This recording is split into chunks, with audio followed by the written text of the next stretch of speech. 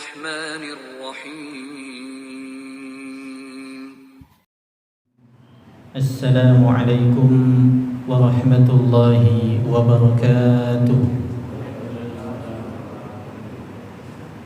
إن الحمد لله نحمده ونستعينه ونستغفره ونعوذ بالله من شرور أنفسنا ومن سيئات أعمالنا. من يهده الله فلا مضل له ومن يضلل فلا هادي له. أشهد أن لا إله إلا الله وأشهد أن محمدا رسول الله. اللهم صل وسلم على نبينا ورسولنا محمد وعلى آله وصحبه أجمعين. أما بعد، رب اشرح لي صدري ويسر لي أمري واحلل عقدة من لساني يفقهوا قولي. Para bapak, para ibu, adik-adik rahimakumullah, marilah pada kesempatan kali ini kita senantiasa bersyukur kepada Allah Subhanahu wa taala, karena Allah Subhanahu wa taala senantiasa memberikan nikmat-nikmatnya kepada kita. Bahkan dalam sebuah ayat disebutkan, wa ma bikum min ni'matin faminallah, dan apa saja yang ada pada diri kalian semuanya adalah nikmat dari Allah Subhanahu wa ta'ala. Maka dari itu marilah kita senantiasa mensyukurinya, yaitu mensyukuri dengan hati kita meyakini bahwa semua nikmat ini adalah dari Allah Subhanahu wa ta'ala. Syukur dengan lisan kita dengan mengucap alhamdulillah, segala puji bagi Allah Subhanahu wa ta'ala, dan syukur dengan amal perbuatan, yaitu dengan menggunakan semua nikmat-nikmat Allah untuk hal-hal yang dicintai dan diridhai oleh Allah Subhanahu wa ta'ala. Hadirin wal hadirat rahimakumullah, pada malam hari ini kita akan melanjutkan pembahasan kita, yaitu tentang hukum-hukum seputar masjid yang kita ambil dari hadis-hadis yang terdapat di dalam kitab Bulughul Maram yang ditulis oleh Ibnu Hajar, Al-Imam Ibnu Hajar Al-Asqalani, dan disyarah oleh Al-Imam As-San'ani di dalam kitab Subulus Salam. Ada beberapa hadis yang akan kita bahas yang berkaitan tentang hukum-hukum seputar masjid. Dan pada pertemuan sebelumnya kita telah membahas beberapa hadis. Di antaranya yang telah kita bahas adalah hukum mendirikan masjid. Hadisnya telah kita baca dan kandungan hadisnya juga telah kita bahas. Kemudian hukum menjadikan kuburan sebagai masjid, ini juga hadisnya sudah kita baca dan telah kita bahas kandungan hadisnya. Kemudian hadis berikutnya tentang mengikat tawanan di dalam masjid. Hadis ini juga sudah kita bahas dan sudah kita jelaskan mengenai kandungan hadisnya. Kemudian hadis berikutnya tentang hukum bernasyid atau bersyair di dalam masjid. Ini hadisnya juga sudah kita baca beserta kandungannya. Kemudian berikutnya hukum mengumumkan barang hilang di masjid. Ini juga sudah kita bahas kemarin. Kemudian hukum jual beli di masjid, ini juga sudah kita bahas kemarin. Kemudian hukum menjatuhkan hukuman di masjid, ini juga sudah. Kemudian hukum tidur di masjid dan merawat orang sakit di masjid. Ini juga sudah ya. Kemudian ini yang terakhir kali ya, hukum bermain di masjid. Ya, ini juga sudah kita bahas. Ya, selanjutnya mengenai meludah di masjid dan bermegah-megahan, kemarin sudah atau belum ya? Mungkin sampai sini dulu sebelum kita lanjutkan. Kita akan membaca dari sini. Ya, mungkin sebelum kita lanjutkan ada yang ingin bertanya berkaitan tentang hadis-hadis yang telah dibahas pada kesempatan yang lalu. Karena kesempatan yang lalu kita belum sempat ada sesi tanya jawab, sudah masuk waktu sholat Isya. Maka sebelum kita lanjutkan ke hadis berikutnya, kami persilahkan apabila ada yang ingin bertanya. Assalamualaikum Pak Ustaz. Waalaikumsalam warahmatullahi wabarakatuh. Dikatakan bahwa hukum mendirikan masjid di kuburan. Iya. Nah, sekarang masih ada orang mendirikan masjid di kuburan. Lalu orang yang sholatnya itu gimana Pak Ustaz? Iya. Apakah dibolehkan atau tidak Pak Ustaz? Kemudian kan di situ tidak boleh kan katanya ya. Iya. Nah, tapi masih ada orang yang bisa mendirikan masjid di kuburan Pak. Karena dulu saya tahu itu tanah wakaf oleh orang tuanya. Kemudian sama namanya dijual dijadikan masjid dan kuburan itu jadi masjid dan rumah. Itu Pak. Untuk gimana itu Pak? Terima kasih. Assalamualaikum warahmatullahi wabarakatuh. Waalaikumsalam warahmatullahi wabarakatuh. Baik, terima kasih atas pertanyaannya. Pertanyaan yang sangat bagus dan insya Allah sangat bermanfaat untuk kita semuanya. Kembali ke hadis nomor 264 tentang hukum menjadikan kuburan sebagai masjid. Hadisnya berbunyi, qatalallahu al-yahud ittakhadhu qubur anbiya'ihim masajid, yang artinya Allah melaknat orang-orang Yahudi karena mereka menjadikan kuburan para nabi mereka sebagai masjid. Kita baca dulu kandungan hadisnya. Hadis ini adalah dalil haramnya menjadikan kuburan nabi atau orang solih sebagai masjid. Kandungan ini merupakan penjelasan hadis yang dikemukakan oleh Al-Imam As-San'ani di dalam kitab Subulus Salam yang merupakan syarah atau penjelasan dari kitab Bulughul Maram. Jadi kata beliau, hadis ini adalah dalil diharamkannya menjadikan kuburan nabi atau orang-orang solih, kuburan orang solih sebagai masjid. Maka kalau kita melihat zahir hadisnya adalah antara masjid dan kuburan itu lebih duluan mana Pak? Lebih duluan kuburannya. Ini yang pertama ini ya. Jadi antara kuburan dan masjidnya lebih duluan mana? Kuburannya. Kuburan sudah ada, kemudian dibangun masjid di atasnya. Ini zahir hadisnya yang merupakan kesepakatan para ulama tentang keharamannya. Tentu saja ini berbeda dengan apabila masjidnya dibangun terlebih dahulu.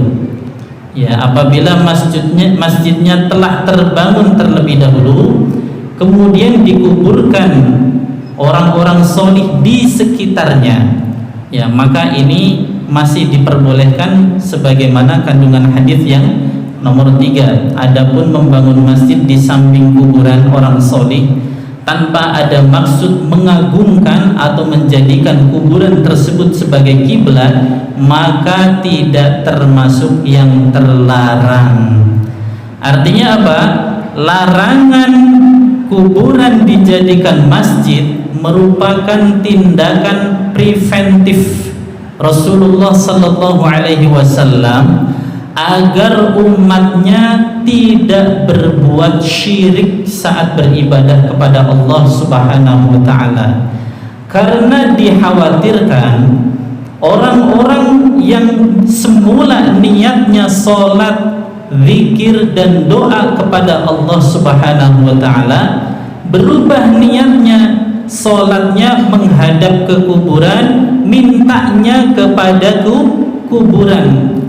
Inilah hikmah dari pelarangan ini, yaitu tindakan preventif Rasulullah sallallahu alaihi wasallam, pencegahan Rasulullah sallallahu alaihi wasallam agar umatnya tidak melakukan kesyirikan saat beribadah kepada Allah Subhanahu wa taala, sehingga beliau melarang membangun masjid di atas kuburan, karena khawatirnya umatnya akan menjadikan kuburan tersebut sebagai kiblat atau justru meminta hajat kepada kuburan tadi, meminta jodoh, meminta harta, meminta jabatan, meminta dimudahkan urusan. Mintanya bukan kepada Allah, akan tetapi kepada kuburan tersebut. Maka ini adalah hikmah dilarangnya membangun masjid di atas kuburan. Maka dari itu, apabila ada kuburan yang persis di tengah-tengah masjid atau bahkan berada di arah kiblat, sehingga ketika kita sholat menghadap ke kuburan tersebut, maka hukumnya adalah haram. Akan tetapi apabila kuburan tersebut masih berada di pelataran masjid, maka ini tidak termasuk yang terlarang. Demikian jawaban dari kami, wallahu a'lam bissawab. Ya, silakan.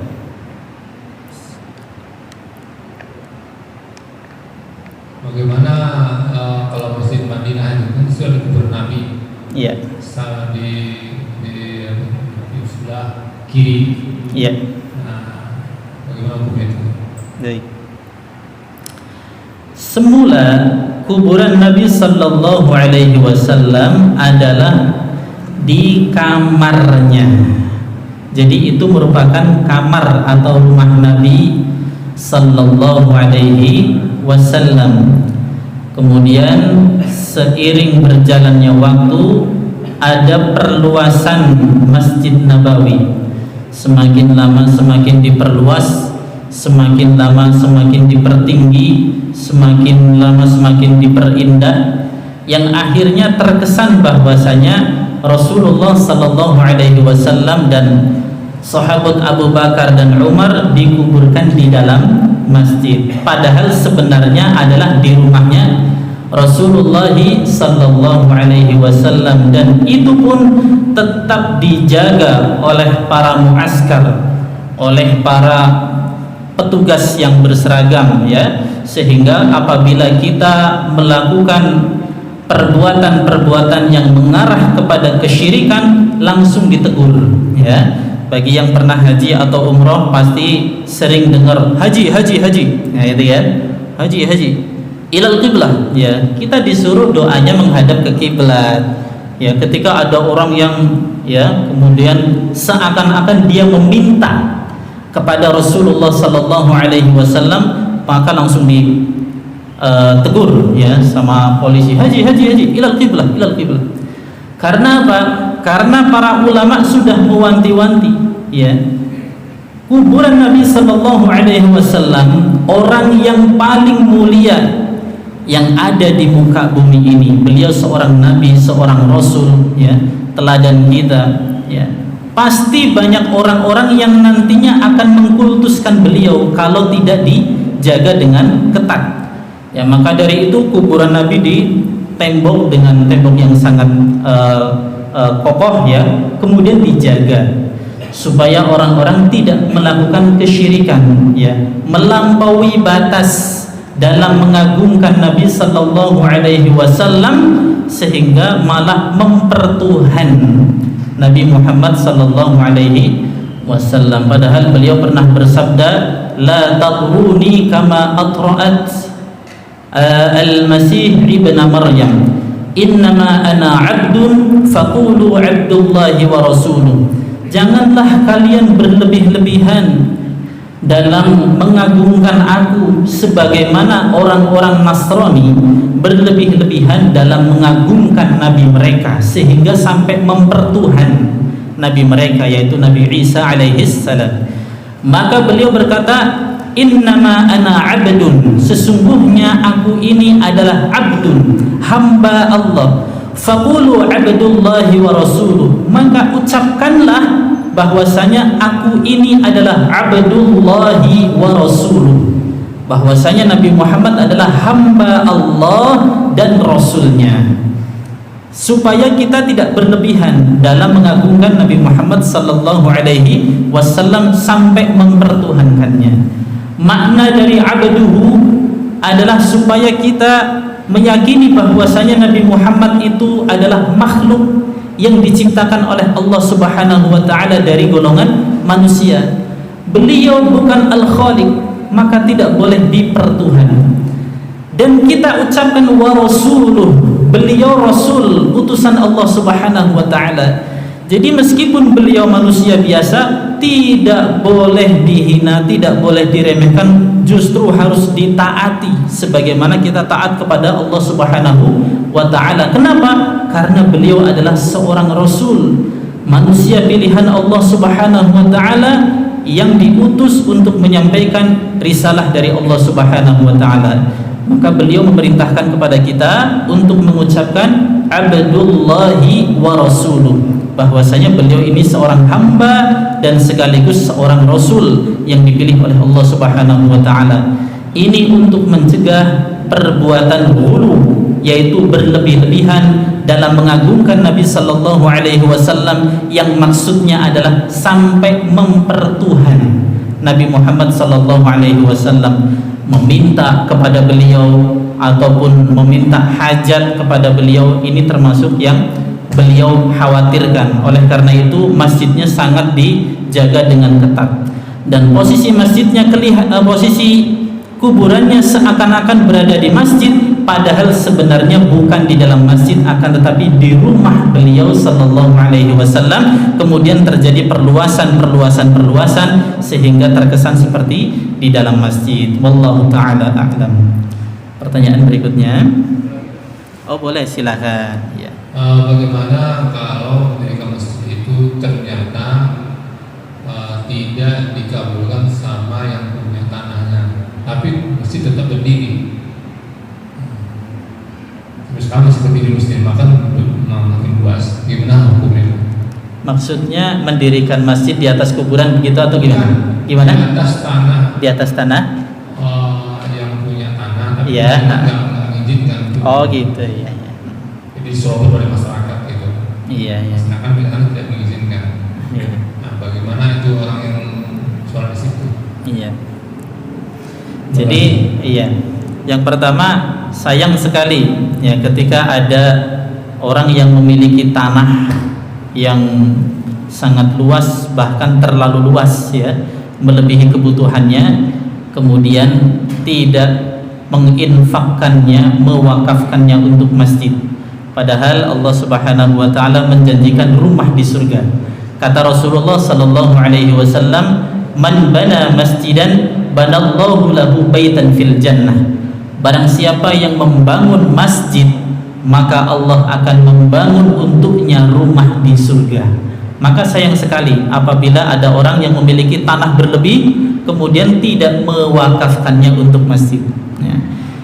Apabila terlanjur ada ya orang yang ya memiliki sebidang tanah dan belum merelakan untuk dibangun masjid, kemudian tetap dibangun masjid di atasnya, ini masuk ke dalam ghasab ya. Para ulama memasukkan peristiwa ini ke dalam al-ardul mughassabah ya. Jadi tanah yang dighasab ya. Tanah yang seperti ini statusnya apa? Salatnya tetap sah, akan tetapi berdosa ya.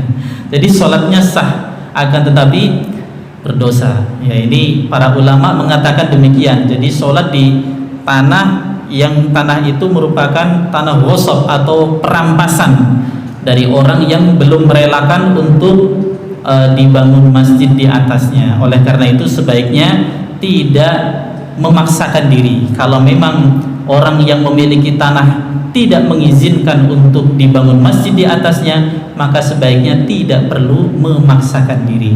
Karena apabila dibangun masjid di atasnya, maka ini termasuk sholat yang sah sholatnya, akan tetapi berdosa. Kata para ulama demikian. Wallahu ta'ala a'lam bishawab.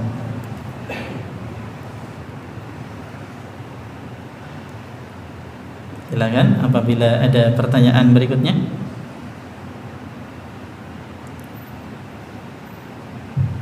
Iya, lanjut ya. Baik, kita lanjutkan dulu hadis yang berikutnya, yaitu tentang meludah ya, meludah di masjid ya. Hadis nomor 275 ya.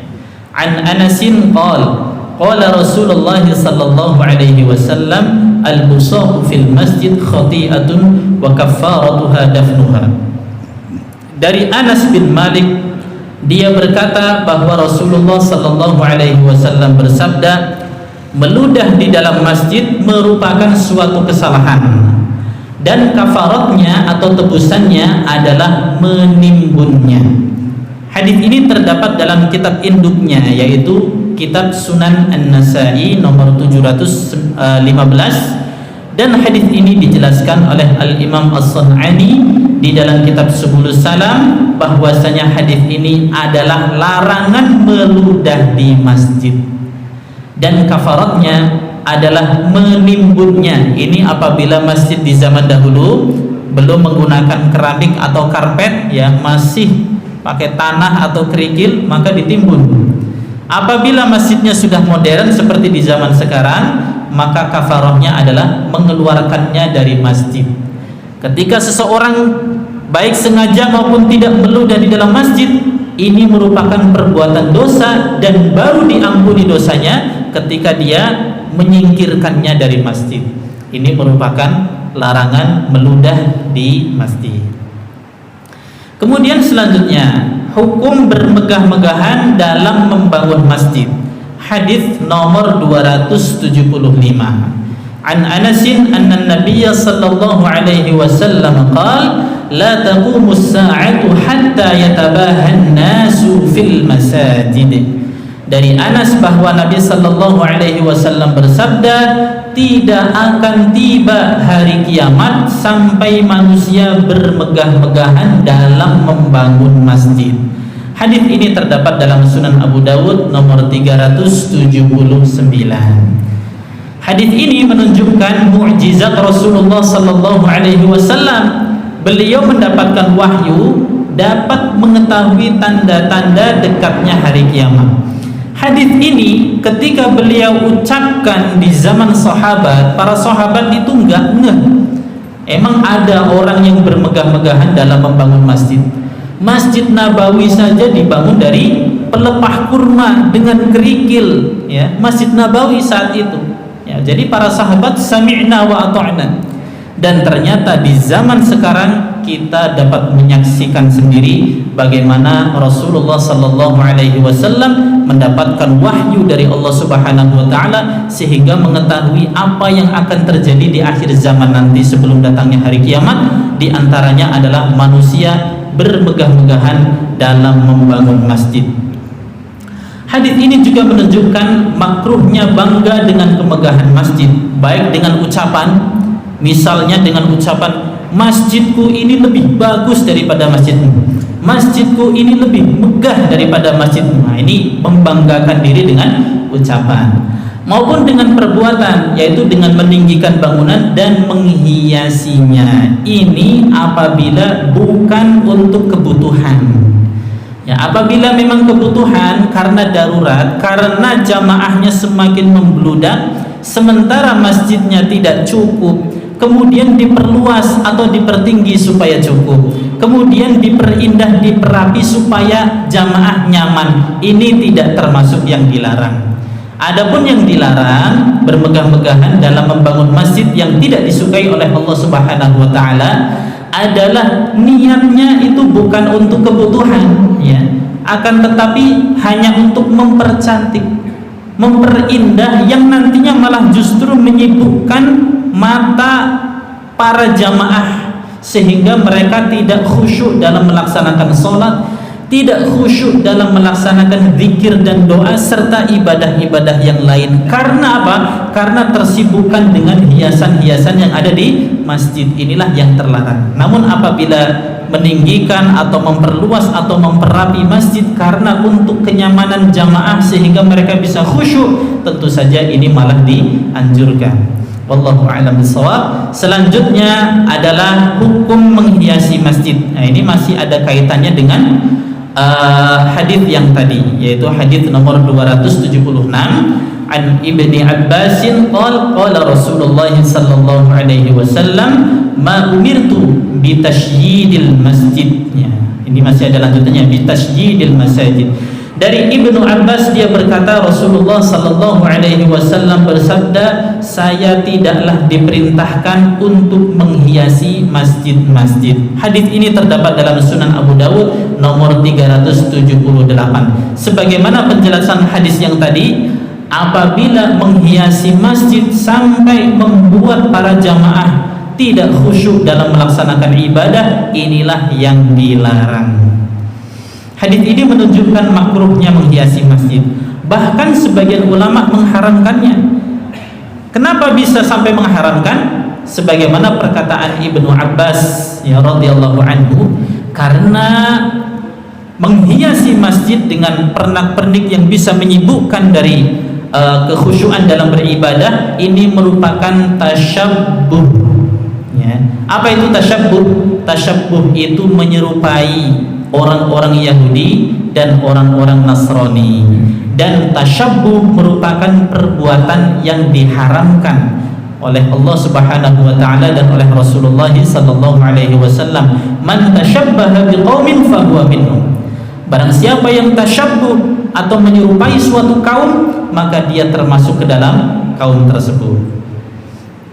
Adapun masjid, tujuan utama didirikannya adalah untuk melindungi dari panas dan dingin saat sholat berjamaah. Inilah tujuan utama didirikannya masjid. Kalau kita sholatnya di lapangan, pasti kalau pas panas kepanasan, kalau pas saat dingin kedinginan, pas hujan kehujanan. Dah, inilah fungsinya masjid, adalah melindungi dari panas dan dingin saat sholat berjamaah. Adapun menghiasinya itu bisa menyibukkan hati dan menghilangkan kekhusyuan yang merupakan ruhnya ibadah.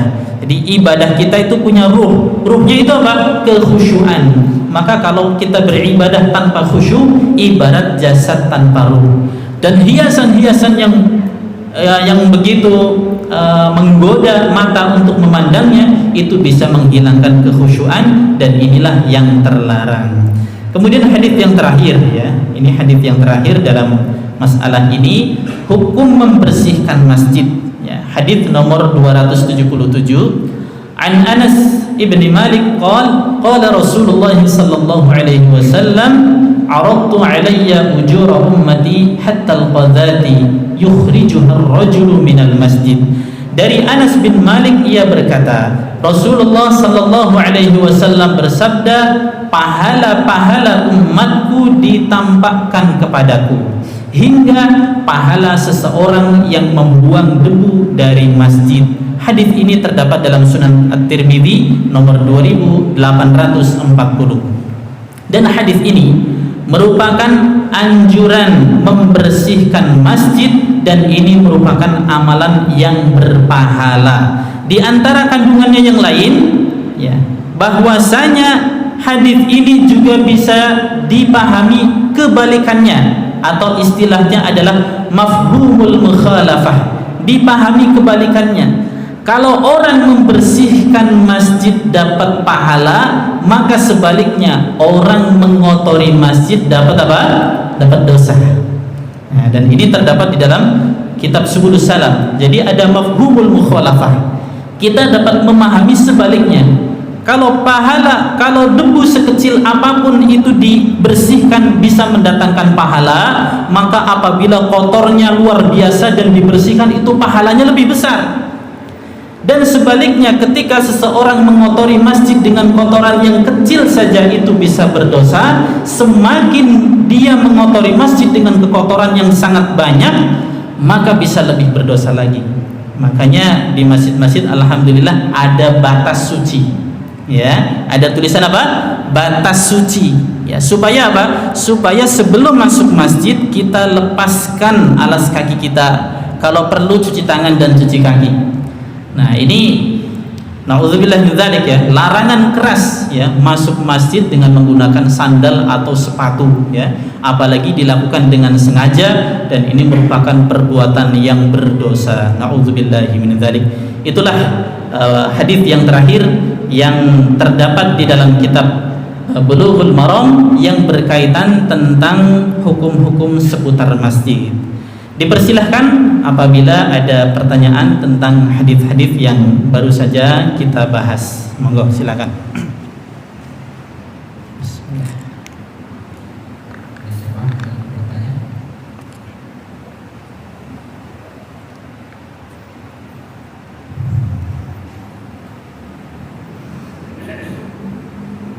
Ustaz, tadi masalah peludah di dalam masjid ini yang saya mau tanyakan. Iya. Peludah ini kalau dipelantarkan atau di halaman itu sama dengan di dalam masjid. Terima kasih.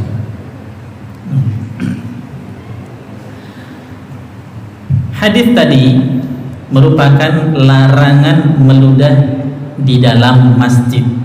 Di dalam ya. Jadi di dalam masjid inilah yang terlarang, dan dosanya baru diampuni oleh Allah Subhanahu wa taala apabila dia menimbunnya atau membuangnya. Jadi ini yang dilarang di dalam hadis ini adalah meludah di dalam masjid. Bagaimana kalau di luar masjid? Di luar masjid tidak mengapa, akan tetapi bisa mengganggu orang lain. Maka sebaiknya kita meludah di tempat yang tidak dipakai untuk lalu lalang atau dipakai untuk duduk-duduk. Karena meludah itu bisa mengganggu orang lain, dan Rasulullah sallallahu alaihi wasallam melarang untuk saling mengganggu. La darara wa la dirar. Ya, janganlah kamu mengganggu orang lain atau membahayakan diri sendiri, membahayakan orang lain. Ini merupakan larangan dari Rasulullah sallallahu alaihi wasallam. Jadi meskipun tidak di dalam masjid ya, tidak masuk ke dalam larangan di dalam hadis ini, akan tetapi apabila itu mengganggu orang lain, maka itu juga termasuk terlarang. Maka apabila kita ingin meludah, meludahlah pada tempatnya. Tempat yang tidak digunakan untuk lalu lalang, tempat yang tidak digunakan untuk duduk-duduk. Apalagi sekarang ada tempat wudhu, ada air mengalir, itu lebih mudah lagi ya. Tinggal meludah di tempat wudhu, disiram, itu sudah bersih. Jadi sebaiknya meskipun tidak masuk ke dalam hadis ini ya, meludah di teras atau di pelataran masjid, akan tetapi tetap dihindari. Supaya apa? Supaya tidak mengganggu orang yang lewat atau orang yang sedang duduk-duduk. Wallahu a'lam bishawab.